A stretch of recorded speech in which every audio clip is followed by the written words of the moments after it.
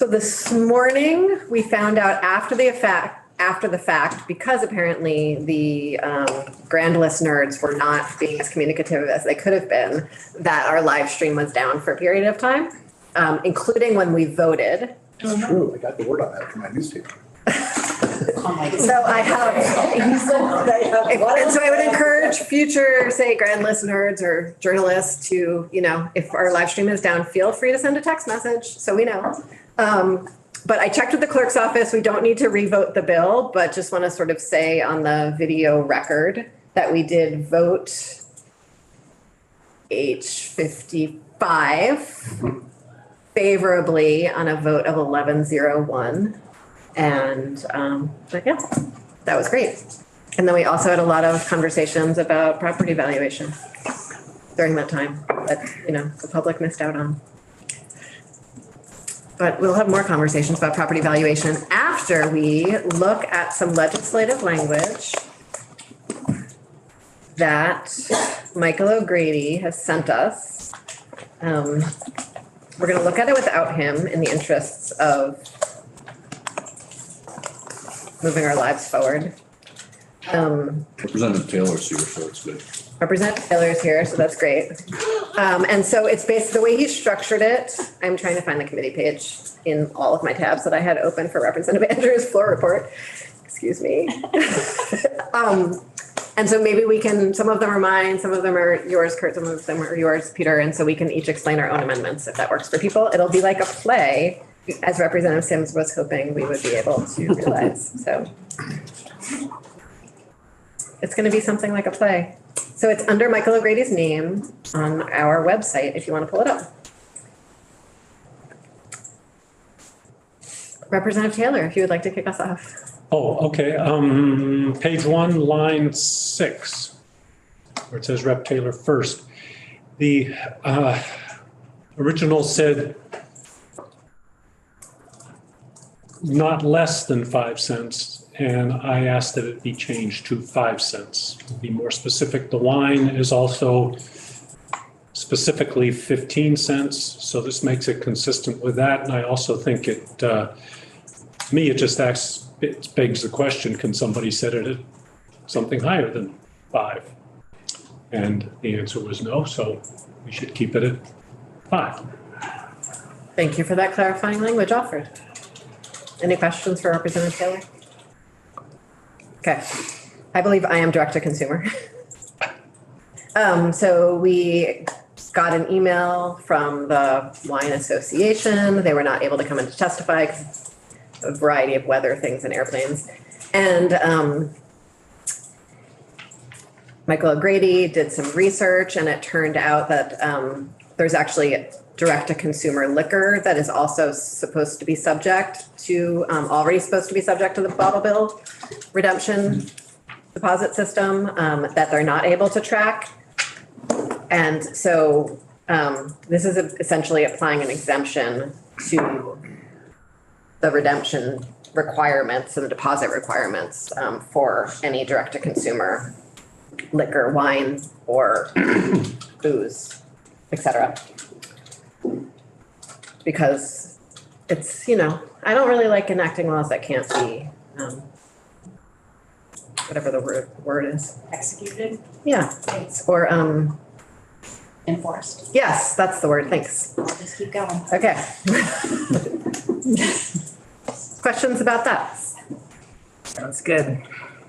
Okay, Representative Taylor, the third instance of amendment. A little further down, line 18, there was the phrase embossing or imprinting on the original, and the or was crossed out and a comma added, but it doesn't, I've never heard of embossing, comma printing. So that is just changed to be clearer by embossing on the normal product label. My only question is, where did you get such great editing skills? Realize. And the next page is me again. That's where, next page. In the first sentence, before striking out the word may, just replacing a may with a shall, because the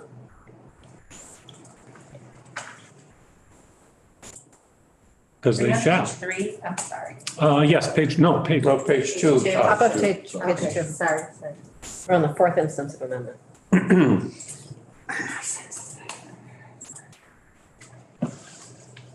So that's that one. Great, thanks. Questions? For Representative Taylor? Okay, I am A and R Billback.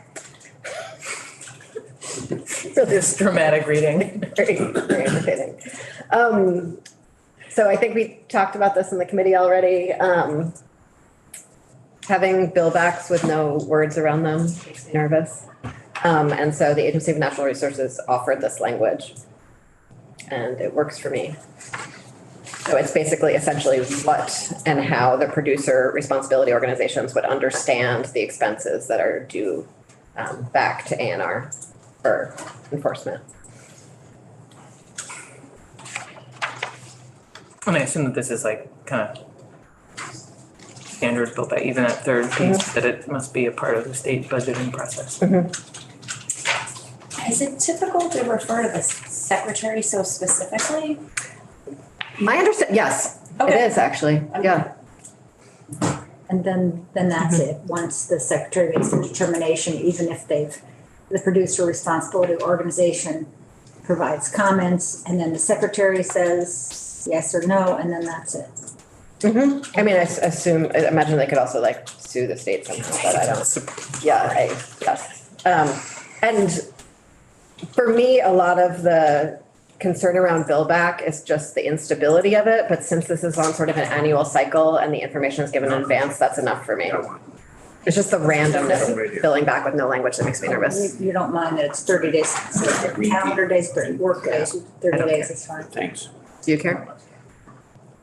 There might be a question, so better to insert a word, Tell you why we're not messing up that. whichever, 30 work days or 30 calendar days.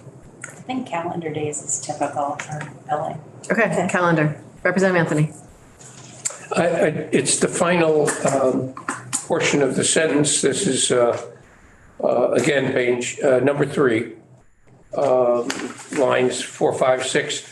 I'm struggling with the long sentence that concludes with the producer responsibility organization shall not be required to reimburse any agency cost unless that cost is approved as part of the agency's budget. Seems kind of convoluted. You just want it to be a prettier sentence? Excuse me? You just want it to be a prettier sentence? Do you understand what it means, but you just want it to be a prettier sentence? No, I want to be sure I understand what it Okay. means. Okay, so can someone flag that this last clause here, both Representative Odie and Representative Anthony have some edits for. Subject to budgeting and But the It's gist, stated in the affirmative. does the gist work for everyone? yeah. Great, okay. You good with the gist? It's a lot of double negative. Yes. Okay, I think this is the language as the agency sent it and Michael put it in, so Michael might have ideas of that. Representative Taylor, you're up for the 6th and 6th amendment. Back to me. The original sentence said a description of educational material and educational strategies the producer uses for the purpose of this program. And the intention was not the producer, but the producer responsibility organization. So that's just replacing producer with producer responsibility organization. Anyone have any questions about that? Great. Okay, 7th. The original said, and this has pertains to the audit, the fiscal audit. The audit shall also provide the redemption rate of beverage containers redeemed in the state after approval by the secretary. I wasn't sure what the approval had to do with, and so that was changed to after approval, striking out after approval by the state and putting in a new sentence, the secretary shall approve the audit results and the redemption rates of beverage containers included in the audit. So it's just another clarifying. Clearer, yeah. Thank you. I think it's back to me for legislative approval of escalator. Guess I'd say that whether I think the redemption rate should eventually be 15 cents or not, I just don't think that increases happening automatically without legislative approval is a good precedent to set. I strongly support this change. But the legislature, never mind, I was gonna say, the legislature could still increase it if they wanted to, or decrease it if they wanted to. It's just that they can't, the agency can't act on something. Yep. Good. Okay. Representative Anthony, it is now your turn for the 9th instance of amendment. Yeah, this is lifted right from the household hazardous waste bill that we already voted out. It allows the producer participants in the organization to collude together, which otherwise would be against antitrust law, specifically limited to organizing their duties under this statute.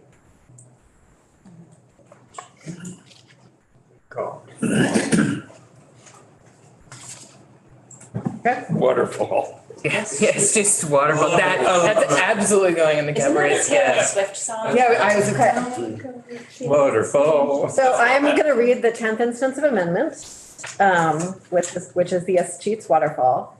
And this is essentially ensuring that we are holding the Clean Water Fund harmless by having the Commissioner of Taxes deposit the first, and the number would actually match the number that was in the fiscal note for how much would have been expected if nothing else had happened.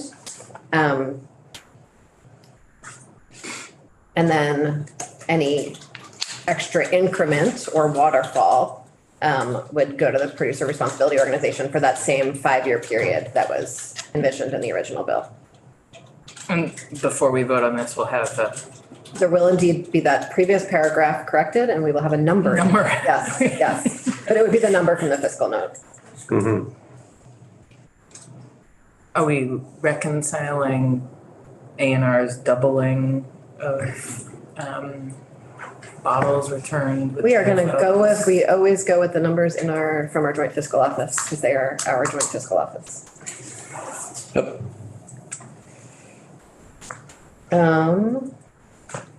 And then, I'm next up again. Sheets, waterfall, and future allocation, that's more of the same.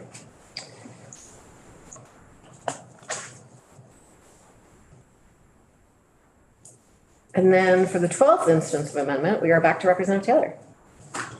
Oh, caught me off guard. Sorry about that. Page 8, I halfway down. checked them all. Yeah, mine doesn't have any page numbers because of the way it's printed. But I can figure it out. No, I can't. Oh, there it is. Okay. Oh, the use of the word bottle bill. Striking out bottle bill and inserting, because this is not really.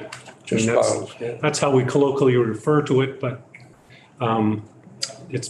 it's more as precise to say the beverage container redemption system. And also in the second paragraph, material collected under the beverage container redemption system, because that is a little more specific as to what bottle bill material means.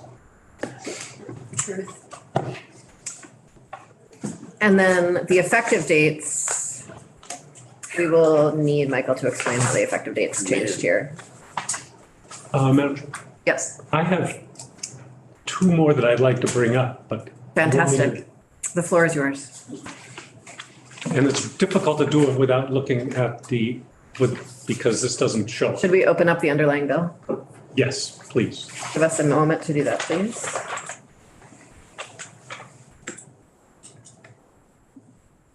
Anyone want to remind me what the bill number is? 158. 158, Thank you, I'll pull it up Chorus. just today, but it'll take- and I'm looking at page 6, I believe. I assume this is 6.1. Version 6.1. Yeah, that's what I. Thank you. Which is on our page from yesterday, right? Sorry. As recommended by the Yes. House. So if you go to our page and then you go to the bill tab, then you scroll down to 158.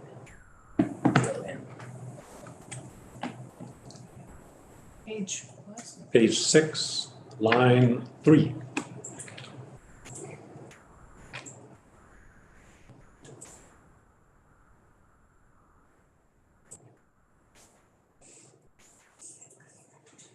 I realize it's an underlying law, but it's still. You ready? Or is it falling asleep? Give me half a second, because Okay. the computer's glitching. I know I'm gonna wanna see this. Page 6, line 3. Should have been 2 there.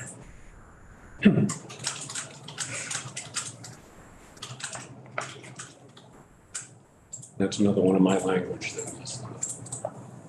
It's a skill that we're grateful for. Thank you, Kurt. Why don't you go ahead? Manufacturer or distributor, is that where you are? Yeah, yes, a manufacturer or distributor may not refuse. I do not know if those 3 words may not refuse could be read as may not refuse or may not refuse. In one case, not refuse means to accept, so they may accept, and in the other case, Interesting. Wow. Just shall, just have it shall pick up, huh? shall would take care of it, but it's also a policy decision to some extent because what we're saying here is that the manufacturer distributor, if I say they have to refuse it, then they have to accept it, then I can drive up with a pickup truck full of cans and say to Coca-Cola in Colchester that you need to give them So, 5 cents. Representative Taylor, if this is a policy decision, I would rather we didn't make it. If it is a piece of clarifying language, Okay, then it just, fine. then it's just a question of what the understood policy is, and then we can make the language clear as to what that policy is, I think. I assume it's saying the manufacturer distributor can't not refuse. So let's wait on Michael, but, Okay. for that one. And then what's the other one? The other one is, Double negatives, must. it's a weird double negative. Shall pick up. Oh. Pick up all the stuff. May not pick up.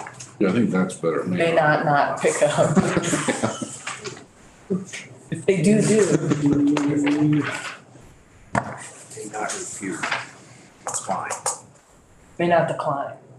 It's where the May. handling fee is specified. It should be in, All right. May not. That's Again, okay. I think we really have a good skit going on here. Shall not decline to not refuse. Shall or I may? feel like that's. oh, here we are. Do you need some suspenders? Okay, page 4. At the bottom, line 19. This is what is the handling fee, from what I understand, but it's not labeled as such. So we don't know that. And later on in the bill, it says the handling fee can be changed and with no reference to what the handling fee is. That's on page 22 at line 19. So I would like to have something saying handling fee as specified in 1522 and the correct, to identify that paragraph and those numbers as a handling fee. That's not okay. So we're getting rid of the not less than 1522 also, right? Isn't that where the change was made to deposit? No, wait a minute, where's that? Right at the beginning of the previous page, at the beginning of 1522. Garbage container. Yeah, I think we fixed that. Not less than 5. Oh, that's already been, that was one of his, yeah, we already went through that. But now we're on page 22 at the bottom. 22 at the very bottom on line 19, it refers to a handling fee, should be altered. And it's intuitive what the handling fee, and I would like to have it a little more specific as to what exactly that means, because we have refunds and deposits and things going on, and I would like to specify that over here as the handling. That's it. Okay, so we have, yes, what do you have? Substantive question Yes. about what happens in 2032. What is your substantive question about 2032? So under in the bill, it goes to, the sheets go 50 to clean water and 50 to waste management. But I think they should go 100% to clean water once the PROs have finished setting up all the. I think we we have a could, little table that walks us. that's actually what Carol's looking at. Yeah. This last line. Representative Brannigan? No, I'm fine with that. You are fine. Yes. What about the waste management? Well, waste assistance program? management can get its, can have, the fees increased. They haven't been increased for 16 years or something, and it's $6 on a ton. So if their fees are increased, that would be a source of revenue for them to do their work. Tipping fees aren't set by the legislature, I don't believe at all, they're set locally. Point, because I did not know that. No, it's I got something from someone that It's said. just, it's set by a local business. There are state assigned fees around waste management that do go into the waste management fund. Let us wait until we have Michael here to answer this question. And what I hear is if there are fees that are not, because the tipping fees are already, I think, fairly significant burden, because they are set privately. Right. But if it is a different fee, we could talk about a different fee. And then I do think that the waterfall mechanism might make sense rather than the half-half and just keeping that waterfall mechanism in place too, if we can't raise the fees. Okay, so, yes. I felt like there was a rationale that I'll look for about what some connection between the waste management fee and that like A&R was gonna use some of the increased waste management funds. Well, why don't, if we could figure that in the interim and before Michael, and then Michael's coming in a little bit, and you have that paragraph edit, and I think, and you have those two little edits, and then I think when we need to put a number in, and then I think we'll be good for tomorrow. But we have some stuff to figure out with Michael when he comes in. And in the meantime, Ice cream social. we have Abby, who's like an ice cream. Abby, we are gonna switch over to working with you now. Thank you so much. Yes, thank you. Do you want to join us? Sure. So going back to property valuation. Would you like me to share my screen again? Sure, thanks. For the record, Abby Shepherd, Office of Legislative Counsel. I'm just going to jump on the Zoom again. Just pull that up.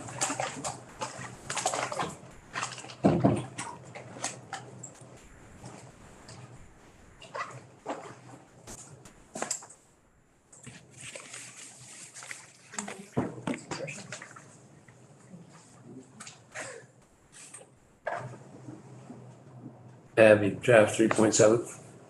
I don't have it posted yet. Oh, Okay, yeah, I was just about to check. Thank you. I just sent it to Sorcius. Just have to let things run their course.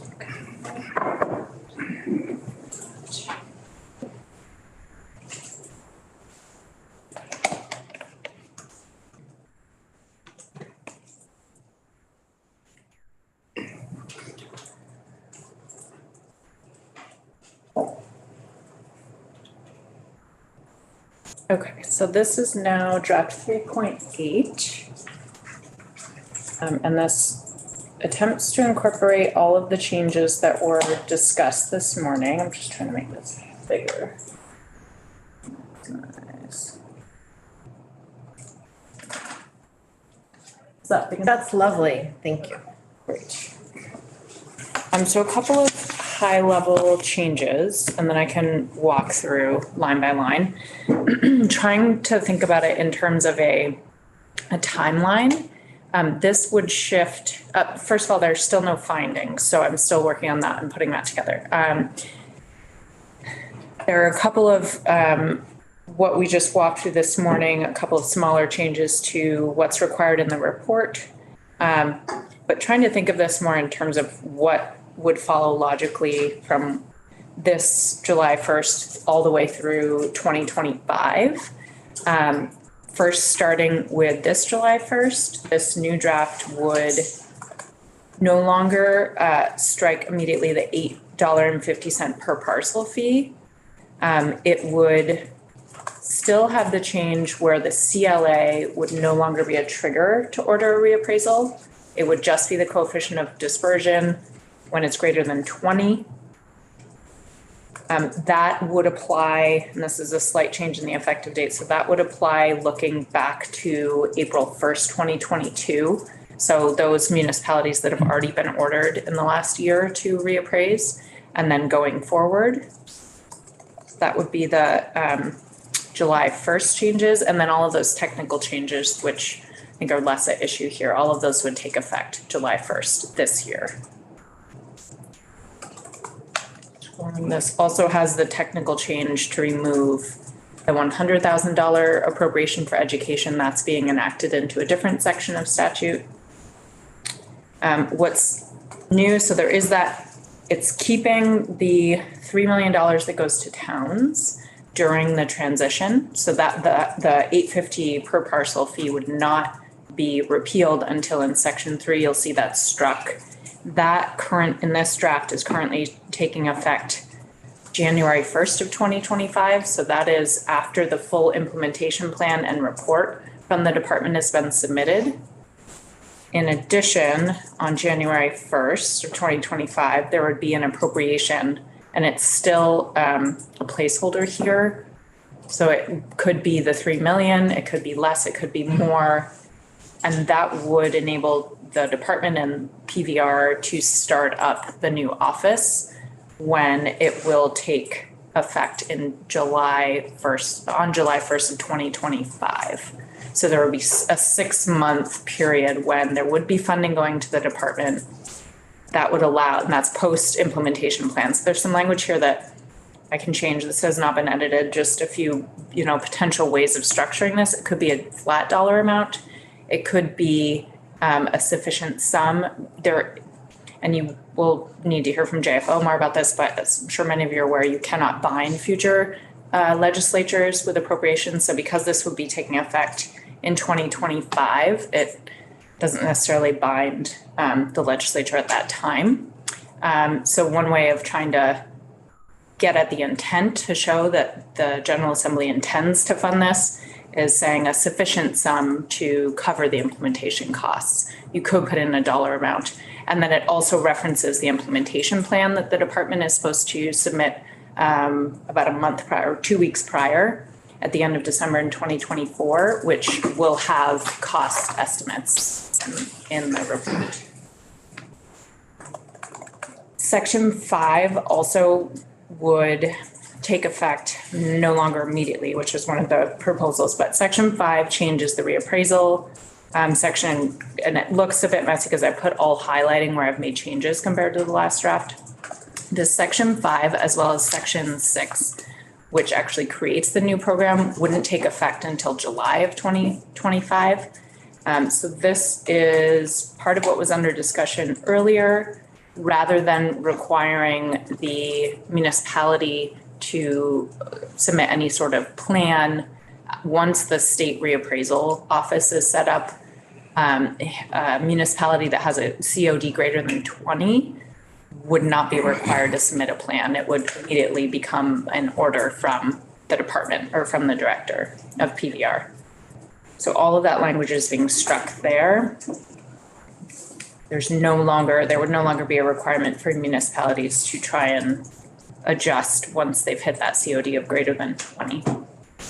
So that would start July 1st of 2025. The changes that were discussed earlier, and this is my trying to put this all together in a way that makes sense. So if this isn't the committee's intention, I can certainly change. This isn't the effective dates.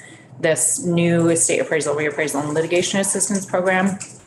These changes wouldn't take effect until July 1st, 2025. So the appraisal and litigation assistance program for complex and unique properties would still take effect July 1st of this year, but the reappraisal authority would take effect 2 years later. So all of the changes you were looking at earlier, and I've made it clearer and it's stronger language. I took out the assisting municipalities, made it broader in the lead-in language to say this program is for the following purposes, and the first purpose is assisting municipalities. The second is conducting full and statistical reappraisals, so it's clearer that this is a state program.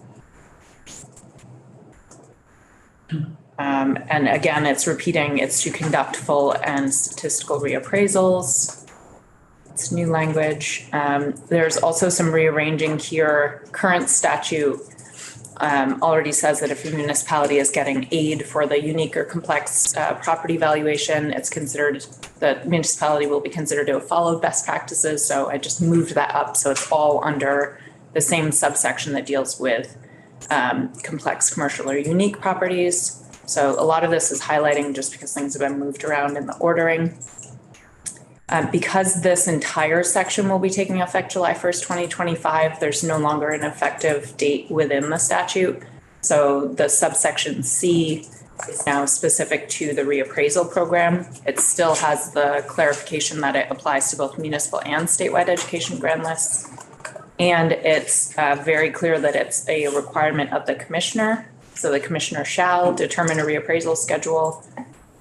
And then there's new language that makes it, that there was already language in being added into statute saying that the commissioner could contract with appraisers or outside appraisers. That's repeated again here for reappraisals. So either the commissioner shall conduct or shall contract with one or more appraisers to conduct statistical reappraisals, and then subdivision is for full reappraisals. And then there's just some cleanup there around the reappraisal values that are being set being binding on the municipality. And lastly, there was that one-time appropriation that is being enacted for January 1st, 2025.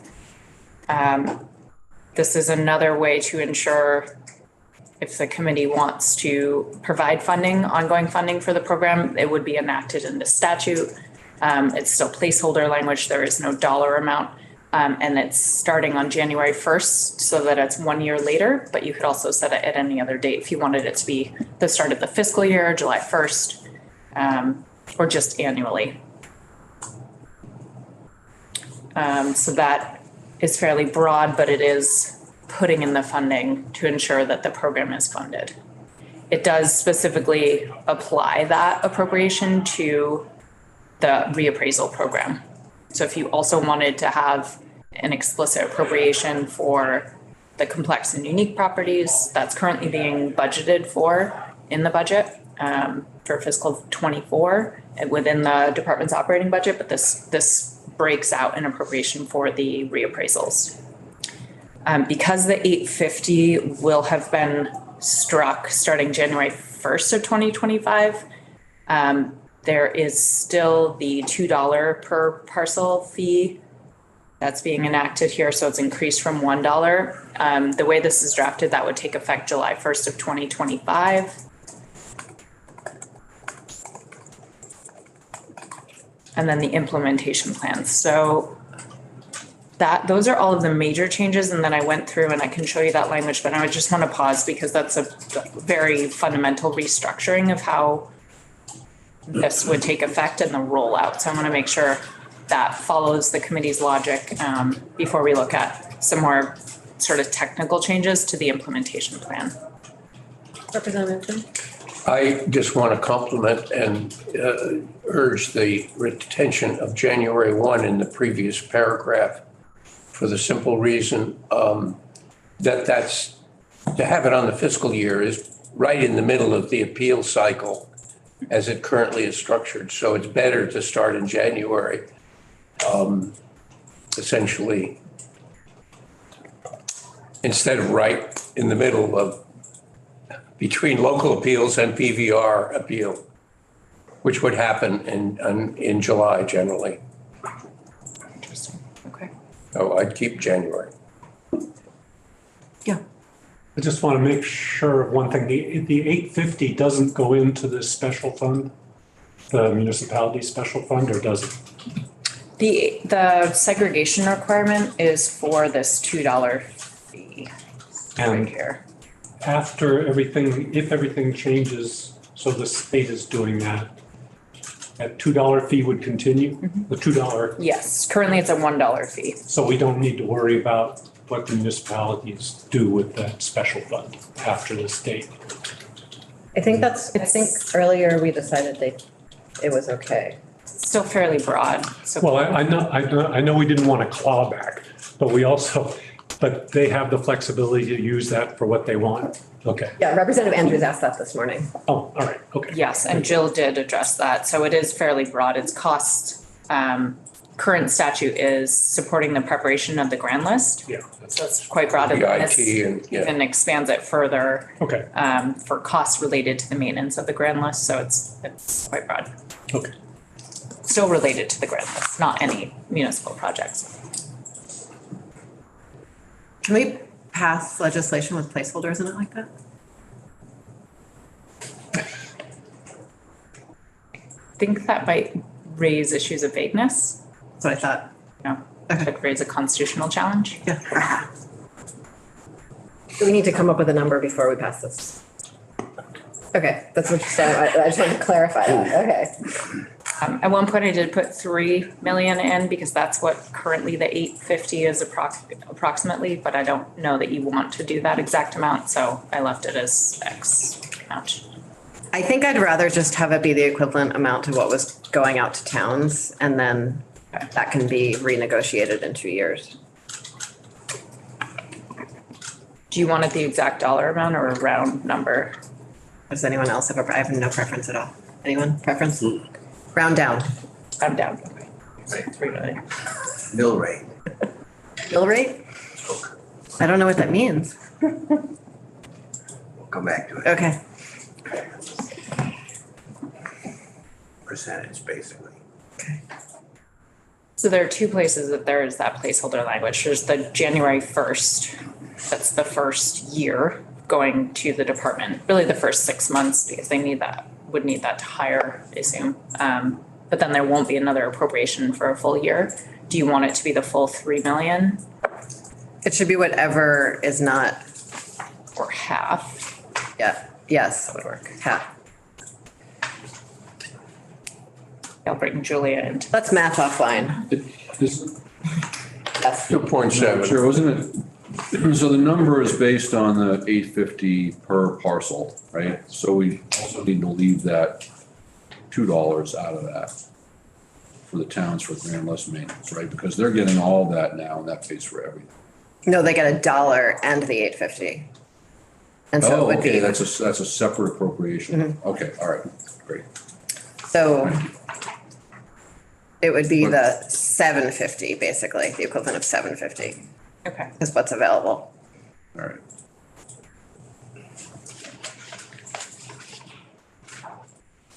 And again, we're not actually appropriating this money because it's not this year, in case this is all hypothetical future budgets. Yes, that's why there is that, it is the intent of the General Assembly, because you can't really bind future legislators. Okay. Is that all? Does anyone else have other thoughts, comments? Okay. So thank you. Tomorrow we'll look at intent language, hoping that we can do that tomorrow. Okay. And then if that works, we can vote this out tomorrow and meet our crossover deadline. Great. Great. Would you like to see the other couple of changes? Oh, yeah, thank you. No, to make anyone. Okay. These are fairly small, but just coming out of the discussion, that making it clear that staffing costs, and this will become crucial for the ongoing appropriation for setting that. The report shall address staffing costs for hiring or contracting with trained assessors or both, to make it clear that that contracting is an option. The administration of statistical reappraisals, it split out the considerations here because they were becoming complex and difficult to read as one long sentence. So it's still, there is still a catch-all of any recommendations from the department, but there's now selection and prioritization criteria. Any proposed adjustments to the COD that would cause a reappraisal to be ordered, and additionally, any proposed adjustments to the frequency of conducting statistical reappraisals, because there was some question about the 2 years. And I admit that I drafted that fairly quickly, so if you have any comments about more specificity as to statistical reappraisals, I'd be happy to change that. I know it wasn't just the frequency, but also the size of towns, or that there are a few different factors there. So that could maybe be either broadened or more specific. I say frequency and efficacy.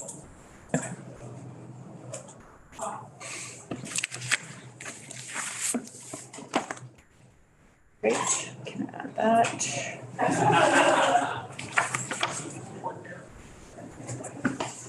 Within the creation of an appeal structure, there's still the impartiality, geographic location, and then a nod to other state administrative appeal structures.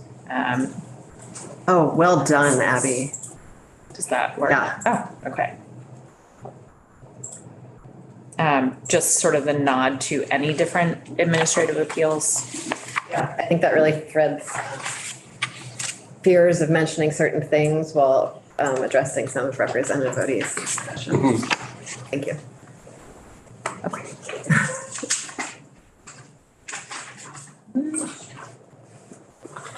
That's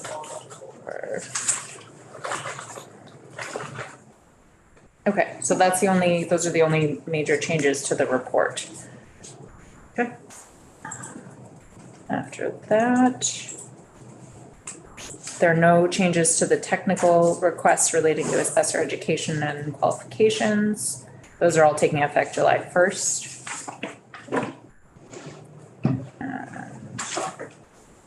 There's still conforming revisions, so the effective date section is what I tried to kind of go over as we went. I don't know if you want me to walk through it, but the major dates are July 1st this year. The implementation plan and report takes effect immediately, so those dates are within the report requirements. It's more of, there are a lot of sections amending 4041A just because it's phased in. So there's the immediate change to remove the CLA that triggers reappraisal. There's the repeal of the 850 per parcel fee. And then there's a third section amending that section which repeals municipalities being required to reappraise. And that takes effect July 1st, 2025. Thank you. Great. Okay. Appreciate it. So we're gonna pick this back up again tomorrow. And we are going to just breathe for a few minutes while we wait for Michael O'Grady. Okay. Great. We're gonna breathe